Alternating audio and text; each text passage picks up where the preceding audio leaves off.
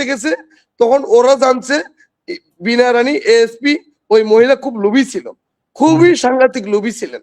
আমাকে ধরার পরে বলতেছে তোর কাছে তো 5-6 হাজার কোটি টাকা আছে, মানে 5-6 হাজার কোটি টাকা আছে। আমি তখন আমারও যদি এখন ধরতে পারে বলবে তোর কাছে 10,000 কোটি টাকা আছে, আমারও ধরলে বলবে। হ্যাঁ, তখন উনি উনি একটা ফায়তারা করছিল। হঠাৎ করে আমাকে ফোন দিল এক লোক যে হরিদাস তোমাকে, তোমার এক লোক গাইবান্ধা বাড়ি, তোমাকে সে হসপিটাল অ্যাক্সিডেন্ট হয়েছে, মহাখালীতে খাবার দাবার মানে কাঁচা বাজারের সামনে একটা খাবার দাবার হোটেল আছে। আমি বাসা আমার উত্তরে, আমি দৌড় দিয়ে গেছি রাত্রে 3টার দিকে, যা দেখি একটা লোক লুঙ্গি পরা আছে, আমিও লুঙ্গি পরা, যেহেতু আমার গ্রামের লোক একটা অসুস্থ, ফোন আসছে, আমি দেখতে গেছি। এখন একটা লোক যখন হসপিটালে যাবে দেখতে, সে কি শেখ হাসিনার ছবি গোলায় ঝুলে নিয়ে যাবে? সে কি ভিজিটিং কার্ড নিয়ে যাবে শেখ হাসিনা? সে কি 4-5টা মোবাইল সাথে করে নিয়ে যাবে? যেহেতু সে মানে এমনিতে স্যাটিসফাই না যে কি যেন হয়েছে, কে অ্যাক্সিডেন্ট হয়েছে, সে হুঁশজ্ঞানই নাই। আমি টাকা মানে মানি প্যাকেটে আমার পকেটে 600 টাকা ছিল, ওটা নিয়ে আমি সেই মহাখালী গেছি, যাই দেখি চারপাশে র্যাপ দিয়ে মানে কালো টেপ লাগাই দিছে আমার মাথায়, পেঁচাই দিয়ে বলতেছে 5,050 কোটি টাকা দিয়ে আমার তোকে ছেড়ে দিই। আমি বলেছি হরিদাস, শ্রী হরিদাস চন্দ্র তরণী দাস, ডাচ বাংলা অ্যাকাউন্ট 6,070 টাকা আছে, 5,000 টাকা নিম্ন থাকতে হয় ওই অ্যাকাউন্টে, 5,000 টাকা থাকতে হয়, মানে সর্বনিম্ন 5,000 টাকা থাকতে হয়। এর কোনো টাকা থাকলে আপনি আমাকে সাথে দেন। কিন্তু এমন ভাবে কিছু সাংবাদিক টাকা না পেয়ে নিউজ করছে যে নিউজ গুলোতে হাজার হাজার কোটি টাকার প্রমাণ পাওয়া যায়, হরিদাস বাবুর কাছে পাওয়া যায়। কারণ ইহুদিরা, একটু যোগ করি, সরি, যেমন এই মুহূর্তে বেনজির সাহেব আমাদের যে র্যাবের প্রধান ছিলেন, তার ব্যাপারে হাজার হাজার কোটি টাকার অভিযোগ, চার্জশিট দিয়েছে 14 কোটি টাকার।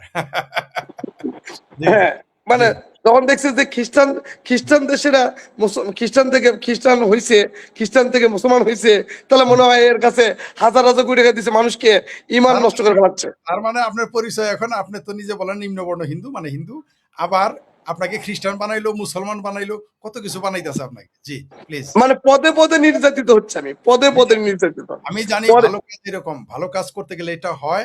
আমি একবার আমার এলাকায় খাদ্য বিনা টাকায় প্রতিদিন অন্তত চিন্তা করেছিলাম যে কয়েক মন চাল রান্না করে খাওয়াবো দরিদ্র মানুষদের। আমাকে আমার এলাকার গোয়েন্দা সংস্থা বলছে এবং আমার শুভাকাঙ্ক্ষীরা বলছে এই কাজটা করো না, পরে তুমি কেসে যাবা, এর পেট খারাপ হবে, তোমার মার্ডার কেস হবে। এগুলো বা ভালো কাজ আসলে করা বিপজ্জনক, এটা আমি জানি। আমি অনেক সমাজ কল্যাণমূলক কাজ করতে গিয়ে বিপদে পড়েছি, এটা আমিও ঢাকাতে প্রচন্ড গরমে পানি খাওয়াইতেছিলাম, ওই যে আপনি জানেন কার্ড করে, সেই কার্ড থেকে পানি এনে খাওয়ানো, মানে সুপেয় পানি। এটা করতে গেলে মতিঝিলে আমার কাছে এক এক জায়গায় 1 লাখ 1.5 লাখ করে চাঁদা চেয়েছিল। তারা ভেবেছিল আমার কাছে, আমাকেও বুঝি কেউ টাকা, কিন্তু ওগুলো আমার নিজের টাকা, আয় করা টাকা, জমি বেচার টাকা। জি প্লিজ ক্যারি অন। তখন আমাকে র্যাবের টিকাটলিতে নিয়ে গেলেন রাত্রের 4টা ভোরবেলা। ওখান থেকে এনএসআই একটা গোপন কারখানা আছে, গোপন আস্তানা আছে, সেটা হলো বনানী কমিউনিটি সেন্টারের নিচতলা আন্ডারগ্রাউন্ডে ওদের একটা মানে আছে। ওখানে আমার ফিঙ্গার নিল, সবকিছু নেওয়ার পরে দেখলো শালা একটা ইয়ারে নিয়ে আসছো, ফকিরকে ধরে নিয়ে আসছো, ওর অ্যাকাউন্টে তো কোনো টাকাই নাই। যখন র্যাবে যেতে ধরছে আর আমার মানে ওর কল মানে ওই ছেলের জন্য আমাকে যেতে ধরছে, তখন ফেসবুক থেকে ওরা শেখ হাসিনার ছবি নামায় ফেলালো, আমাকে দিয়ে শেখ হাসিনার ছবি অ্যাড করালো, করানোর পরে কিছু কিছু, হ্যাঁ, কিছু কিছু ভিজিটিং কার্ড তৈরি করলো।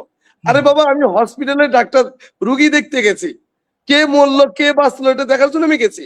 আমি কি শেখ হাসিনার ভিজিটিং কার্ড কি এতগুলো নিয়ে গেছি? আর কেউ নিয়ে যাবে? কেউ নিয়ে যাবে? আপনি বলেন না। ঠিক এগুলো ছাপায়া 16/11/2022 সালে আপনার হচ্ছে কাউরান বাজারে র্যাবের মিডিয়া সেলে নিউজ করা হলো বাংলাদেশের সবচেয়ে বড় প্রতারক হরিদাস বাবু। আচ্ছা, আপনার এখানে একজন কমেন্টস করেছে, সম্ভবত আপনারই শুভাকাঙ্ক্ষী, জবাবটা আমি দিব, আপনি না প্লিজ। একজন লিখেছেন, আমি তার কমেন্টটাকে দেখাই। উনি বলেছেন, আমার কথা হলো আওয়ামী লীগ চলে যাওয়ার পর আগস্টের পর মন্দির বানানো শুরু করলেন কেন? জানেন না হিন্দুদের উপর কেমন নির্যাতন চলে? আপনার মন্দিরের কাজের শুরুর জন্য হিন্দু জীবন হুমকির প্রশ্নের সম্মুখীন এখন। আমি জবাবটা দিয়ে দেবো আপনার পক্ষ থেকে, আপনি কি দিবেন পরে দিয়েন, আমি দিচ্ছি। ভাই, যদি উনি মন্দিরটা তৈরি নাও করতেন, এমনকি রাম বিগ্রহ তৈরি নাও করতেন, তাতে কি আপনারা ঝুঁকির মধ্যে থাকতেন না? বা তার আগে কি আপনারা ঝুঁকির মধ্যে পড়তেন না? বরং উনি তো দুঃসাহস দেখিয়ে, তিনি তার সাহস দেখিয়ে, তিনি তার সর্বস্ব, তার মেধা, শক্তি, অর্থ, সম্পদ, যোগাযোগ সব কাজে লাগিয়ে, তার স্বপ্ন কাজে লাগিয়ে একটা প্রতিষ্ঠান করতে চাচ্ছে। আপনি ভাই তা বাধা দেন কেন? বাংলাদেশে যদি এখন সব মন্দিরও আপনি অর্ধেক মন্দির কালকে বাংলাদেশে ধরে নিলাম ১ লাখ, ৫ লাখ, ৩ লাখ মন্দির আছে। ১.৫ লাখ কমায় দিলেন বলেই কি আপনার নির্যাতন কমে যাবে? না কমেছিল কোনদিন? এগুলো কি বলেন ভাই? নিজে সাহস পান না, আরেকজন সাহস দিয়ে এগিয়ে আসছে, তাকে ভয় দেখেন কেন? বরং আমি জানি আপনার বেদনা বুঝি, আপনি যিনি কমেন্টস করেছেন তিনিও হয়তো নির্যাতিত নিপীড়িত, এই দুঃখে বলেছেন।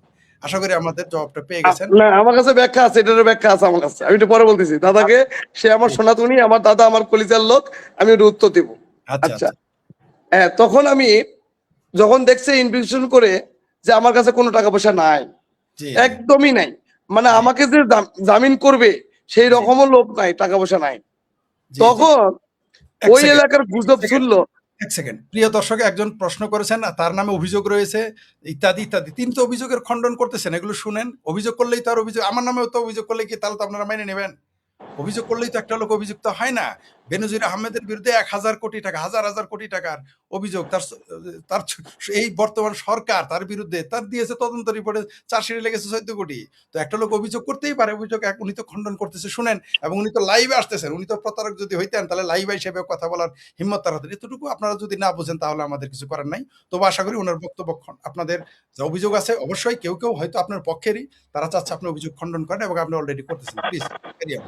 হ্যাঁ, তখন আমাকে ২০০০ কয়েক কয়েক মানে ১৩ থেকে ১৪ দিন জেল খাটার পরে, ১৩ জি। থেকে ১৪ দিন ওরা প্রমাণ করতে পারে নাই যে আমি দুর্নীতিবাজ। ওই মামলা ছাড়া আমার জীবনে একটা মামলাও কেউ করতে পারে নাই। যদি হাজার হাজার কোটি টাকা মারতামই, তাহলে তো অনেক জায়গা থেকে মামলা হওয়ার কথা ছিল। রাইট। মানে ওরা পরে তখন ডিবিতে নিয়ে গেছে আমাকে, ডিবিতে নিয়েছে না, আপনার নামে তো আমরা যে, আমার মামলার বাদী কেন জানেন? কে? র্যাবের একটা লোক, তার সে ৪-৫০০ মামলার বাদী, মানে বাদীও খুঁজে পায়নি আমার। ও আপনার মানে থ্যাংক ইউ ভেরি মাচ। প্রিয় দর্শক আপনারা শুনলেন তো যে তার বাদী যে কে, সে বাদী কেউ খুঁজে পাওয়া যায় না। তাহলে অভিযোগটা কি এখন তো আপনারা বুঝতে পারতেছেন। তার বাদী খুঁজে মানে পাওয়া যায় আমার যে মামলার বাদী, ও হচ্ছে, ওর কাজই হচ্ছে যখন মামলা কেউ করে। বাদী না খুঁজতে পারে তখন ওই কামাল নাম টিকাতলি দেখবেন, খুঁজে দেখবেন রাজধানী মার্কেটে ঘোরাফেরা করে। ওই মানে ৫০০, ৫০০ মামলার বাদী সে, এই সে বাটপার। ৫০০ মামলার বাদী নাম হলো কামাল। তার সে কাজই হচ্ছে হ্যাঁ। মামলার ভালো লোকদের কোনো বাদী না পাইলে উনি বাদী হয়ে মামলা করে। হুম। ধন্যবাদ এই তথ্য দেওয়ার জন্য। জি প্লিজ বলে হ্যাঁ, যান। তখন আমি বের হওয়ার পরে, আমি যেহেতু টেকনিশিয়ান, আমার তো পেশা আছে, তখন ওই ফুলবাড়ির বাড়িটা আমি বিক্রি করে দেই ৮০ লাখ টাকা। না, ওখানে আর যাওয়া যাবে না, আমি একবারই ভুল করছি, ওখানে আর যাওয়া যাবে না। তখন ৮০ লাখ টাকা বিক্রি করে কিছু ঋণ শোধ করেছি। হুম, যেহেতু আমি এলাকার অপরিচিত ব্যক্তি, আমার ওখানে কিছু দালাল বাটপার টাউট লোক হুম, যোগ দিয়েছিল। তারা বিভিন্ন ভাবে বিভিন্ন মানুষকে মানে উপস্থাপন করছে, ইনি আওয়ামী লীগের লোক, এই হরিদাস বাবুকে এই চাকরি সেই বিভিন্ন রকম বাক্যম। আপনি দেখেন, আপনি এক এলাকার লোক অন্য এলাকায় গেলে কি আপনি টাকা ধার পাবেন? না, আপনি ঋণ পাবেন? না প্রশ্নই অসম্ভব, প্রশ্নই অসম্ভব। নিজের এলাকাতেই আপনার ওই পাবেন পাওনা না। টাকা, পাওনা টাকাই ফেরত পাই না। Yes, right. তখন আমি ২০২৪ সালে যখন সরকার পতন হয়, তখনই আমি বাড়িটা বিক্রি করি, হুম, তখনই বিক্রি করি। সেটাও এক আওয়ামী লীগের নেতা, নাম হলো আরিফ, ময়মনসিংহ এর হিমুর আড্ডা নামে একটা মালিক ছিলেন। হিমুর আড্ডার মালিক, সাকির হাউস মাঠের পশ্চিম পাশে আরিফ ভাইয়ের কাছে ৮০ লক্ষ টাকা বিক্রি করি। ওখান থেকে কিছু টাকা আমার ছিল, সেইখান থেকে আমি কিছু টাকা এলাকায় নিয়ে আসি। নিয়ে আসার পরে আমার বাবা, আমার একটা ভাই আছে নবাবগঞ্জ দিনাজপুরে, তাকে ঘরের জন্য ২ থেকে ৩ লাখ টাকা দেই, যে ভাই তুই ঘরটা কাজ কর। আমার বাবা কিন্তু এখনো কুচ্চগ্রামে থাকে। এত বড় আলিফ, এই যে মন্দিরটা, এত বড় কমপ্লেক্স, হুম, আমি হুম, তো ভক্তের টাকা দিয়ে তো বাবা আমাকে সুখে শান্তিতে রাখতে পারতাম, একটা হাইস গাড়ি কিনতে পারতাম, একটা প্রাডো গাড়ি কিনতে পারতাম। বা আপনার টাকা দিয়েও পারতেন কিন্তু আপনি তা করেননি। জি, আমি ভারতে, আমার ভাই যে ৩টা ভাই ভারত থাকে, ২০০০ অনেক আগে তারা গেছে ওখানে, ওই বিয়ে শাদী করে তারা কৃষিকাজও করে। এখানে কুচবিহার দিনহাটা কন্ট্রোলহাট এলাকা তাদের বাড়ি। হুম, শুনুক, যদি কোনো ভারতে কোনো সাংবাদিক থাকে, আমার ভাইদের চিত্র দেখুক, যে তারা হুম, কত কষ্ট করে জীবনযাপন করে, হুম, গিয়ে যায় দেখে আসুক। কুচবিহার দিনহাটা কন্ট্রোলহাট গ্রামে যায় তারা বসবাস করে। আমার লুকোচুরি কিছুই নাই। তখন ২০২৪ সালে ১০ই আগস্ট আমার গ্রামের ইয়ং জেনারেশন ছেলেদেরকে নিয়ে সেই ৭৬% জায়গায় আমি ৩৫,০০০ টাকা দিয়ে একটা ভিত্তি স্থাপন করা ছিল। বর্তমানে যে আমাদের টিটু চেয়ারম্যান, উনি সরকারি বাজেটে ২.৫ লক্ষ টাকা দিয়ে এই মন্দিরের একটা জায়গায় কালী মন্দিরের একটা ভিত্তি স্থাপন করেন। আমি এই বর্তমানে যদি আমাদের টিটু চেয়ারম্যান শোনেন, হয়তোবা উনি বলতে পারবেন যে ঘটনা সত্য না মিথ্যা। ইনি বলেন যেখানে কিছু কিছু মিডিয়া বলে যেখানে মসজিদ ছিল, যদি গ্রামের নাম রামচন্দ্রপুর, মধ্য রামচন্দ্রপুর হয়, যেখানে জমিটা যদি ১৭৮৭ সালে কৈলাস দিয়ে থাকে, তাহলে কত বছর আগে এখানে মসজিদ ছিল? আমি অনুরোধ করব, আমার এলাকাবাসী জানেন, পার্শ্ববর্তী মুসলমান ভাইরা এত বড় একটা মন্দির করলাম, কেউ বাধা দিল না, তার রহস্যটা কি এটাও জানতে হবে। কারণ বলেন, আমরা শুনেছি, এখন যদিও বিতর্ক করতেছে, আমরা শুনেছি ভোটের সময় সবাই এই মন্দিরে গিয়েছিল, সব দল। না না, শুধু ভোট না, আমি যখন মন্দিরের কাজ শুরু করি, আমার পার্শ্ববর্তী যারা মুসলমান ভাই আছেন, যারা আমার এলাকাবাসী আছেন, আমাদের গ্রামে ৩টা সমাজ ছিল, হিন্দুদের মধ্যে ৩টা সমাজ ছিল, তারা এক এক সময় এক এক পূজা করতো এই মন্দিরে। আমি ৩টা সমাজকে এক করছি, কারণ ১০-এর লাঠি ১-এর বোঝা। আমি আমার পার্শ্ববর্তী মন্ডলপাড়া, হাঁসবাড়ি, শালমারা সমস্ত মানুষকে ডাকছি, তারা আসছে, এসে তাদেরকে আমি ডেমো ভিডিও দেখাইছি যে আমি এই সকল সনাতনীদেরকে নিয়ে, যে তোমার একটা আইডি ছিল, ফেসবুকের একটা আইডি ছিল, সবাইকে আগে থেকে আমি জানাইছি যে আমি একটা সুন্দর মন্দির করতে চাই। আমার কিছু বদনাম মানুষ যে বলতেছে, এগুলো আমি একটা ধর্মের পথে যেতে চাই। তখন সকল সনাতনী উৎসাহ দিয়ে বললেন, আপনি মন্দির শুরু করেন, আমরা আছি।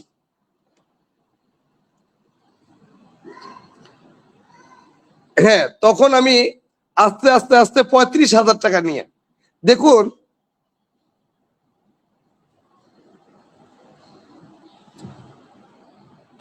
৩৫,০০০ টাকা দিয়ে যেখানে মন্দিরের কাজ শুরু করলাম, দেখুন মসজিদ আর মন্দিরের কাজ যদি নিঃস্বার্থ ভাবে, সৎ ভাবে আপনি যখন তৈরি করা শুরু করবেন, ওপরওয়ালা এগুলো কাজ আটকায় না। কারণ মন্দির মসজিদ দেখতেছি হয়ে যায়, শুরু করলেই হয়ে যায়, মন্দির শুরু করলেই, তবে নিয়ত থাকতে হবে, নিয়তে বরকত। নিয়ত করবেন, আপনি মানে একদম সৎভাবে থাকবেন, আপনি একটি টাকা ভক্তের খাবেন না, তখন ভগবান বলে এটাই আমার সত্যিকারের ভক্ত, ওর মধ্য দিয়েই ভালো কিছু হোক, তখন এই কাজটার সফলতা আসে। ঠিক যখন সবাই এলাকা মানুষ বলল যে তোমার মন্দির তুমি করবা, তুমি কি বিগ্রহ কত ফিট করবা, না ১০০ ফিট করবা, না ২০০ ফিট করবা, এটা তোমার ব্যাপার, এখানে আমাদের গ্রামবাসীর কিছু নাই। অবাক করার বিষয় হচ্ছে ১৬০ জন যারা কর্মচারী কর্মকর্তা, ১৬০ জন, ১৩৫ জনই মুসলমান। তাই নাকি? হ্যাঁ, ১৩৫ জনই মুসলমান। এখানে কোনো বৈষম্য হয় নাই। এখানে যখন আমরা এই যে রোজার ঈদে ৪,০০০ পরিবারকে আমি কাপড় দিয়েছি, সব মুসলমান। দুর্গাপূজার সময় ৪০ টন চাল দিছি, খালি হিন্দুই খাবি, মুসলমানও খা। এখানে এই যে আমার কোরবানি ঈদে অনেক মানুষকে আমি কাপড় দিছি, কারণ সম্প্রীতির বাংলাদেশ। এই মন্দিরটি হয়তো আমাদের উপাসনালয় কেন্দ্র, কিন্তু মুসলমানদের এখানে ব্যবসা বাণিজ্য করে খাচ্ছে, তাদের অনেক দোকান, তারা দোকান দিচ্ছে, তারা অটো চালাচ্ছে, তারা বিভিন্ন ব্যবসা বাণিজ্য করে খাচ্ছে। শুনেছি এই অঞ্চলকে কেন্দ্র করে আপনারা হসপিটালও করতে চাচ্ছেন, এটা আমরা শুনেছিলাম। আমি বলতেছি এখানে একটি কমপ্লেক্স ৭০% বাসা, পাশাপাশি আমাকে বিভিন্ন জায়গা থেকে সনাতনীদের টাকা দেওয়া শুরু করলো। কেউ ১ শতক জমি দিছে, কেউ ২০,০০০ ইট দিছে, এগুলো সমস্ত গোয়েন্দা সংস্থার কাছে আমি দিছি। তখন আমার চিন্তা হলো, খালি মন্দির করলে ধর্ম রক্ষা হবে না, তাহলে কি করতে হবে, ধর্ম শিক্ষা দিতে হবে এই সনাতনীদেরকে। তখন আমি গুরুকুল চালু করলাম, ৪০০ ছেলে মেয়ে। ভালো কাজ করেছেন। গুরুকুল আমাদের ভারত উপমহাদেশের এটা ঐতিহ্য, খুব ভালো একটা কাজ করেছেন। তখন আমি গুরুকুল চালু করলাম। গুরুকুলে বিভিন্ন গ্রাম থেকে বাচ্চা নিয়ে এসে সকাল ৬টায় ভ্যান দিয়ে, অটো দিয়ে সে বাচ্চাদেরকে নিয়ে এসে তাদেরকে পড়াশোনার মধ্য দিয়ে জ্ঞান অর্জন দিয়ে ধর্মটা কি এটা জানো।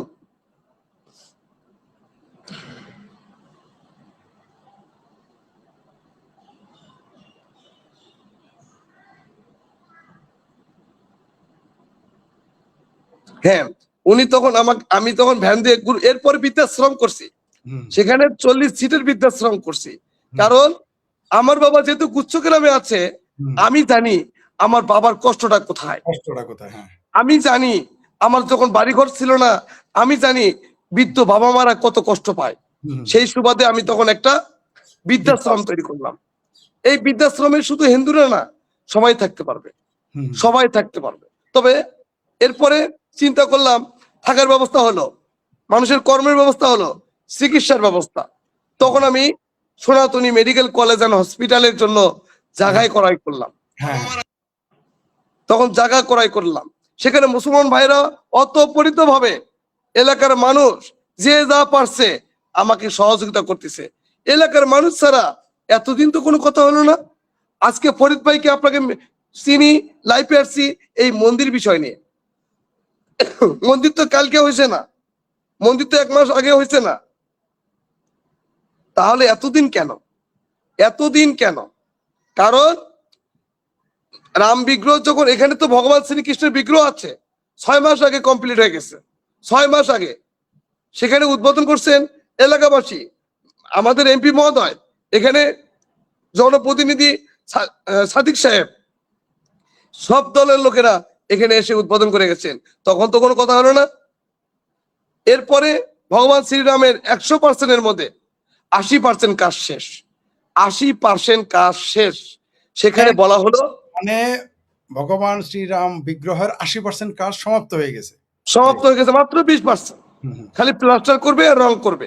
সেখানে আমরা যেহেতু ভারতকে দেখানোর জন্য, এই সনাতন ধর্মকে রক্ষা করার জন্য, সকল সনাতনীকে এক করার জন্য, সকল সম্প্রদায় হিন্দু মুসলমান মিলে এক থাকার জন্য আমরা ভারতকে দেখাতে চাইছিলাম আমরাও বাংলাদেশে হিন্দুরা পারি সেই ভগবানকে বড় চোখে দেখার জন্য। হুম। এটাই তো মূল উদ্দেশ্য ছিল আমার। সাম্প্রদায়িক সম্প্রীতির নিদর্শন হিসেবে তুলে ধরতে Yes, চেয়েছে। এক মন্দির করে কি যদি ভারত দখল হইতো, হুম। এক মন্দির করে যদি ভারত দখল হইতো, তাহলে তো এখানে আমার কিছু বলার থাকে না।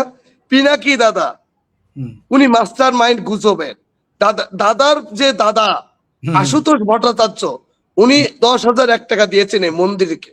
পিনাকি ভট্টাচার্য আপনার ওনার আপন পিস্তাতো ভাই, হ্যাঁ, হ্যাঁ, হ্যাঁ। ওনার বাড়ি বগুড়া, উনি ওনার পরিবার সহকারে মন্দির দেখে গেছেন।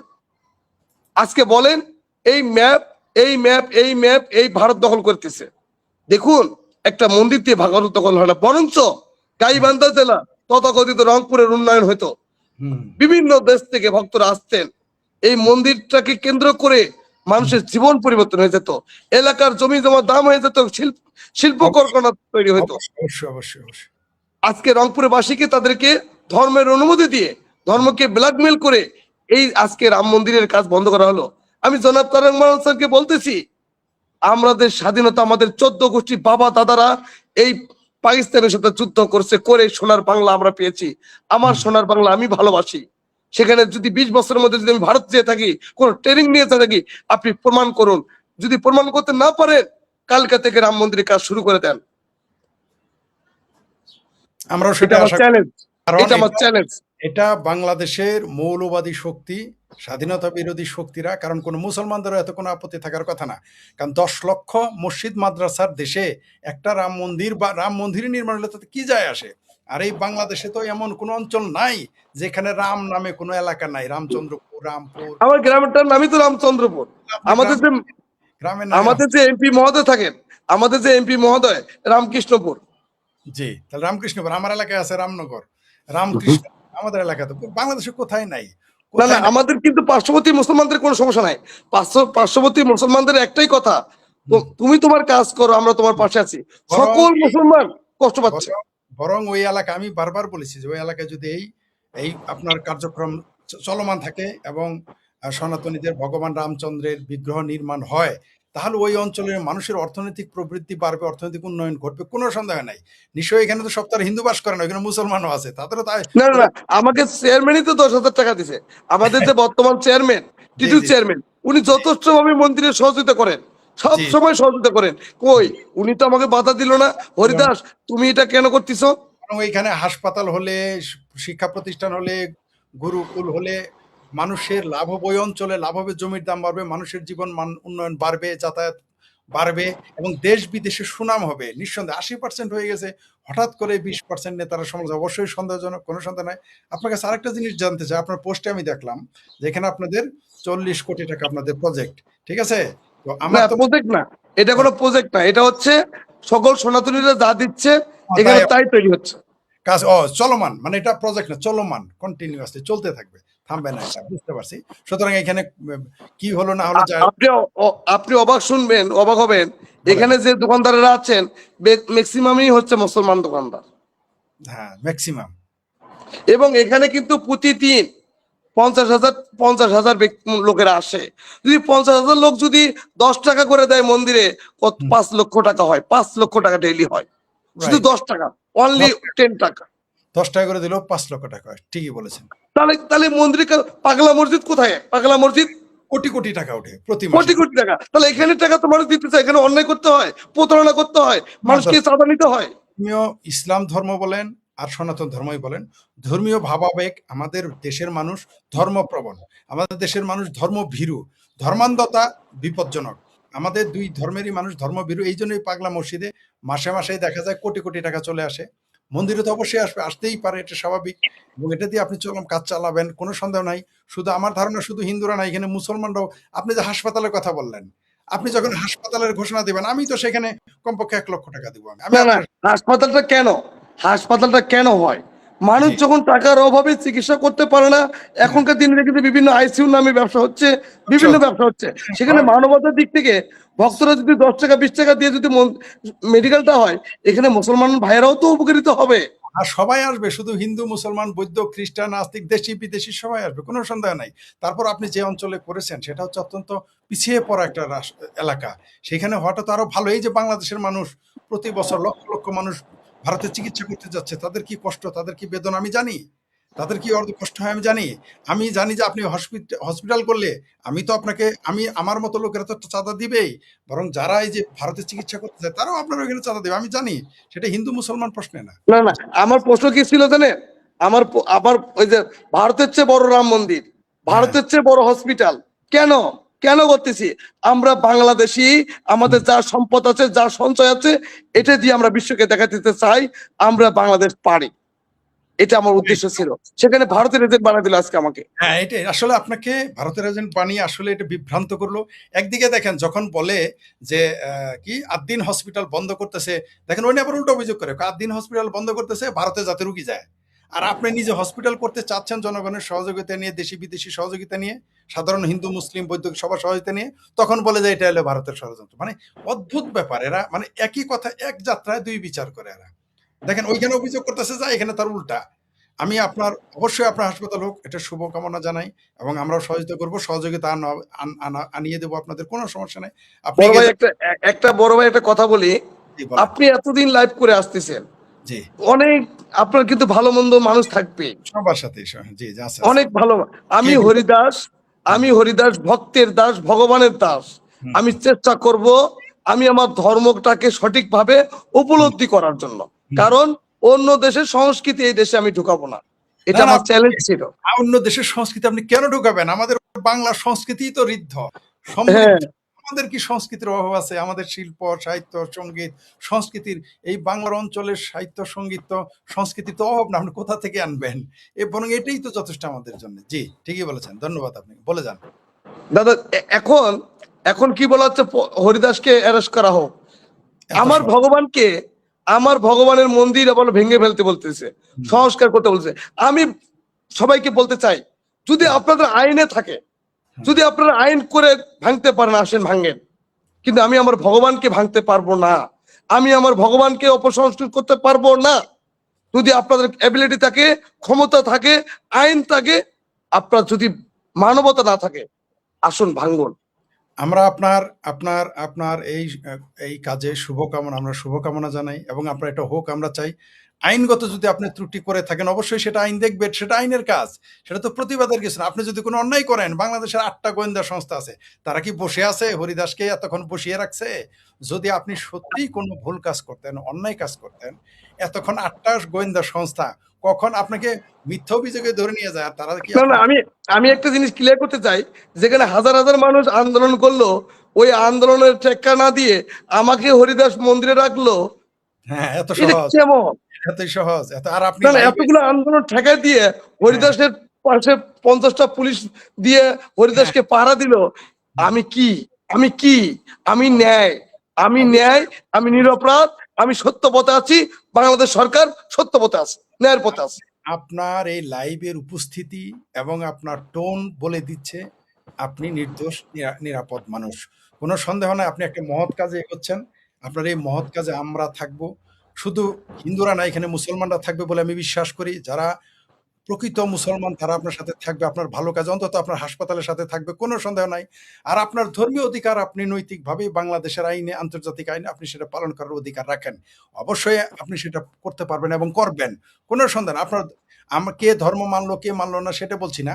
কেউ কারো ধর্মের, সেটা ইসলাম হোক, খ্রিস্টান হোক, বৌদ্ধ হোক, হিন্দু হোক, তার অধিকার সে পালন করবে। এটা বাধা দেওয়ার অধিকার কারোই নাই। আন্তর্জাতিক আইনেও নাই, বাংলাদেশের আইনেও নাই।